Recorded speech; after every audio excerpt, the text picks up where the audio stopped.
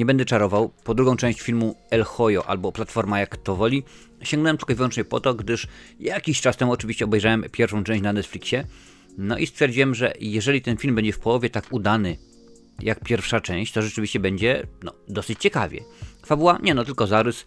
Jeżeli było dane ci zobaczyć jedynkę, to dokładnie wiesz, o co chodzi. Dokładnie o to samo wchodzi. Mamy platformę, która zjeżdża, są ludzie, którzy dostają jedzonko, które zamówili, no i im wyżej jesteś, tym super, a im niżej, no tym się łatwo można domyśleć i tym gorzej.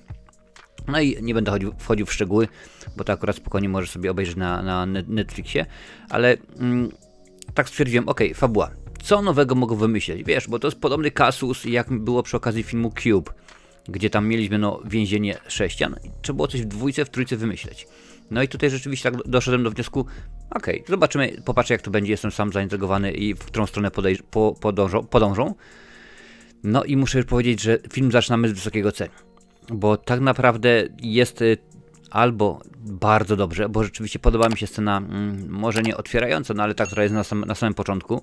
I jest w tym filmie takich kilka scen rzeczywiście, które naprawdę chwytają za gardło, bardziej raczej za żołądek, bo akurat jak na przykład widzimy, nie będę zdradzał, o które konkretnie sceny chodzi, powiem tylko, scena z ogniem mi się bardzo podobała, scena z rękoma również, no i tak rzeczywiście ten początek też jest dosyć mocny, ale im głębiej w las, tym nagle się okazuje, że nie ma więcej drzew, tam jest tartak otwarty, nieraz to już mówiłem, i tak się zastanawiałem, okej, no to wiem jaka jest zasadność, ludzie tam są z własnego wyboru, no przynajmniej tak było w jedynce, w dwójce też oczywiście po jakimś czasie się o tym dowiadujemy, no ale co? Ale o co tutaj chodzi? No i tak się zastanawiałem, to naprawdę o co chodzi, bo jedynka to jest film, gdzie ukazywane były nierówności społeczne, tak? Tutaj można było powiedzieć, że jest polaryzacja, jest patologia ideologiczna, można powiedzieć fanatyzm nawet w pewnym momencie. No i o ile w pierwszej części to rzeczywiście miało ręce i nogi, to tutaj tak, mamy wyrazistych bohaterów, no bo to nie da się powiedzieć, że oczywiście, że nie, ale już w pewnym momencie twórcy chyba zagubili się za bardzo, nie wiedzieli, w którą stronę chcą podążyć i stwierdzili, okej, no to my polecimy tak grubo, żeby warstwa wizualna była tak hardkorowa, że po prostu żebyśmy przebili pierwszą część i muszę przyznać, że to, co się w tym filmie dzieje, minęło teraz może tydzień po obejrzeniu tego filmu, nadal wszystkich aspektów nie rozumiem. Naprawdę, tak się zastanawiałem, mówię, ale czemu się dzieje to, tamto, siamto, owamto, niespecjalnie to ma jakąś, powiedzmy, logikę. Oczywiście mam ciekawostki z IMDb, którymi się będę podpierał, bo na przykład dopiero przygotowując się do tej recenzji, dowiedziałem się, że ten film jest to tak zwany prequel do pierwszej części i akcja się dzieje przed wydarzeniami z jedynki. Jeżeli się przyjrzysz dokładnie, no to okaże się, że jest nawet bohater, który występował w jedynce i on tutaj pojawia się również w tym filmie. I jeszcze nie jako oczywiście główny bohater, tylko jako tam powiedzmy jeden z tych ludków, który sobie mieszka na platformie, gdzieś tam, którejś tam, jakiejś tam. Co tak naprawdę niespecjalnie koreluje z tym, bo w jedynce nie mieliśmy takiej sytuacji. A skoro to się dzieje przed, czyli tak powinniśmy zacząć, tak? Czyli tam nasz bohater nie powinien wiedzieć. No ale to już mniejsza oczywiście o większość. Tutaj jest mnóstwo jest puszczania oka, to głównie powiedzmy do twórców, do różnego rodzaju innych języków, gdzie to rzeczywiście fajnie będzie brzmiało, ale ten film niespecjalnie wnosi cokolwiek do czegokolwiek, tak głupio mówiąc, głupio to wszystko ujmując, bo wizualnie wizualnie film daje radę jak najbardziej, w porządku, mamy rzeczywiście jedno, dwa, może trzy pomieszczenia w zależności od tego jak kamera jest skierowana, mamy tę platformę, która zjeżdża, daje żarełko i dziękuję bardzo, ale ten fanatyzm, ja mogę zrozumieć, że jest to w pewien sposób, bo to jest oczywiście film hiszpański, tam wiadomo te niesnaski wolnościowe, wiadomo tu Katalonia i tak dalej, to wszystko można to w jakiś tam sposób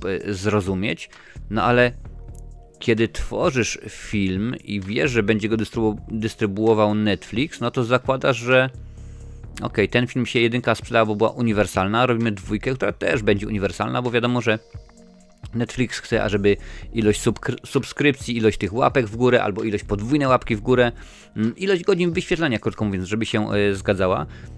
Bardzo dobrze byłoby, gdyby się zgadzała ilość udostępnień tej recenzji na Twoich mediach społecznościowych, bo październik miesiącem udostępniania jak najbardziej i wśród osób, które udostępnią na swoich mediach społecznościowych w listopadzie rozlosuję jedną osobę, która będzie miała możliwość wziąć udział w charytatywnym quizie filmowym i zmierzyć się z tuzami YouTube'owego dziennikarstwa filmowego, że tak powiem. Ale wracając do meritum. I tak się zastanawiałem właśnie, dokąd ten film zmierza.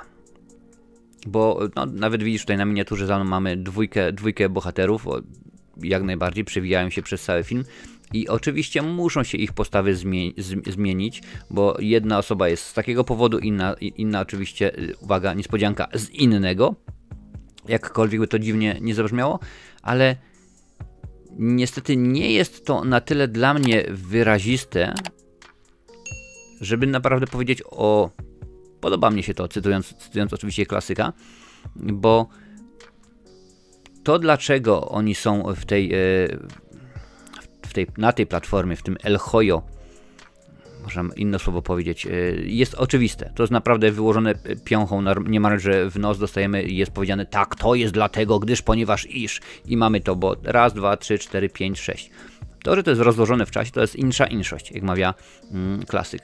Ale film, akcja się toczy, akcja się dzieje, mamy powiedzmy pewien fanatyzm, o którym już wcześniej mówiłem, ale zakończenie tego filmu jest tak dziwne, tak niespodziane i tak niezrozumiałe, że wiesz, czasami jest tak, że oglądasz film i jest okej, w porządku, ale bez szału, potem nagle jest zakończenie i jest wow, o rzesze, co ja dopiero widziałem.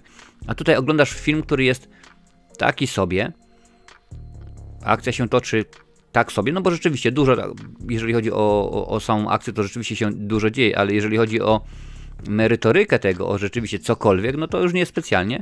I mamy zakończenie, które jest takim zakończeniem, okej, w porządku, no może ktoś akurat teraz siądzie i zagłębi się i powie, nie, ale rzeczywiście tutaj chodziło. Jeżeli masz takie przemyślenia, daj mi znać, bo nie mam wrażenia, że w tym filmie chodziło o cokolwiek innego niż o, no może nie bezczelne wyciągnięcie z nas kasy.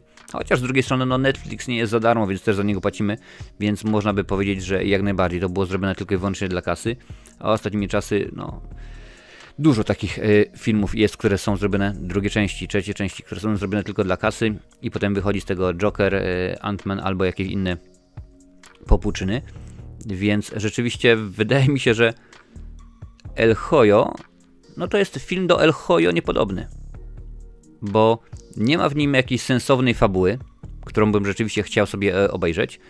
Nie ma w nim tak naprawdę nic interesującego. Okej, mamy jak najbardziej naszych bohaterów, którzy są wyraziści, ale postacie drugoplanowe się pojawiają, robią takie głupie rzeczy, że człowiek się tylko zastanawia, o co chodzi, po co, jak, dlaczego, co nimi kieruje. Potem pojawia się, jak już mówiłem, chyba ze 2 albo 3 razy fanatyzm. I tutaj są pewne rzeczy, które się nie trzymają kupy, więc bardzo mi przykro, ale tego filmu tobie nie mogę polecić. Powiem więcej, odradzam. Nie oglądaj. Jeżeli chcesz, tak, jak najbardziej, pierwszą część sobie obejrzyj, bo ona była rzeczywiście dobrze zrobiona, ciekawie, było to coś nowego. Podobnie wiem, no, Casus Cube'a, Casus Matrixa, tam tak samo było rzeczywiście, że pierwsza część była, wow, niesamowita, była świetna, była super, a potem w dwójce, no to już było jak było, no nie zawsze lepiej, a bardzo często, krótko mówiąc, gorzej. Więc no niestety tym razem się im nie udało. No tutaj mam mnóstwo ciekawostek, no ale na przykład postać Chowika Kauczeriana Zamiatanin otrzymała imię na cześć Jewgenina Zamiatanina, rosyjskiego inżyniera okrętowego i pisarza, szeroko naśladowano i twórcę niezwykle wpływowej i szeroko naśladowanej dystopijnej powieści science fiction z 21 roku, której akcja rozgrywa się w futurystycznym państwie policyjnym. Nazwa tej powieści to jest albo My, albo My, czyli mój, ale to raczej nie było z angielskiego, tylko z rosyjskiego, więc my. No ale to są takie rzeczy, które naprawdę przy okazji tego filmu trzeba było gdzieś tam szukać, wykopywać i pod stertą gruzy się znalazły, więc rzeczywiście jak widzisz, no nawet twórcy nie za bardzo zadbali o to, żeby cokolwiek było do przeczytania, do zobaczenia, do ogarnięcia poza tym filmem, a tutaj na tej liście pewnie, że tak, jest dużo więcej Netflixowych produkcji.